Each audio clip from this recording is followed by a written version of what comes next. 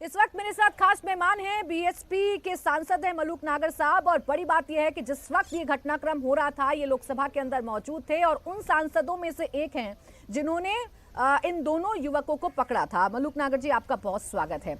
क्या हुआ संसद के अंदर, आपने क्या देखा, आप सबसे पहले ये बताइए। देखिए, 0 आवर चल रहा था और 5 या 6 मिनट बाकी थे। 12:54 और 55 मिनट का ये समय है और 1 बजे ठीक वो बंद होना था। तो जैसे ही प्रोसीडिंग्स में लगे हुए थे सब लोग, हम तो धड़ाम देसी बहुत जोर से आवाज आई, लगा कुछ गिरा। तो ऊपर हमारे पीछे जो दर्शक दीर्घा है उसकी तरफ देखा हमने कि भाई क्या गिरा, किसी का पैर फिसला या किसी ने धकेल दिया या कोई लड़ाई हो गई। तो जैसे ही देखा तो एक दूसरा कूद रहा था ऊपर से। तो जैसे ही लगा कि दूसरा कूद रहा है और उसके कूदने का जो बॉडी लैंग्वेज और जो उसका अंदाज था, बिल्कुल साफ हो गया कि ये लोगों ने हमला कर दिया।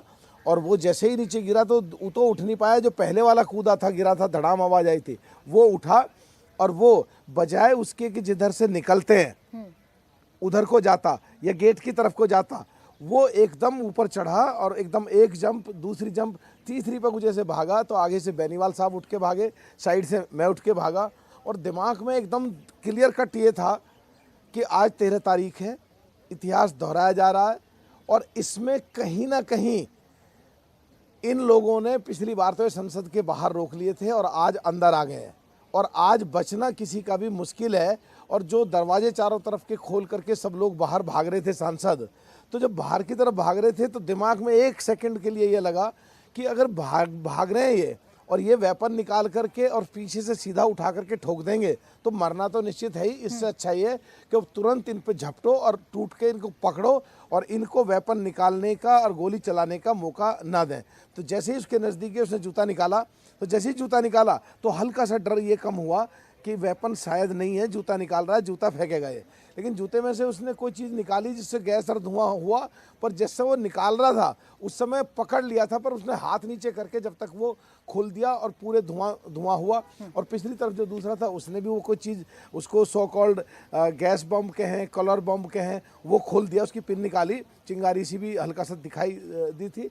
तो पूरा धुआं हो गया और जब तो ये लगा कि भाई मरना तो नज़दीक था ही, पर अब वो तो चीज़ शायद निकल गई। लेकिन ये जो इसने धुआं खोला है, ये केमिकल वेपन निकाल दिया है, आँख भी जाएंगी, अंधे भी होंगे या सांस घुट के अब नज़दीक मौत है।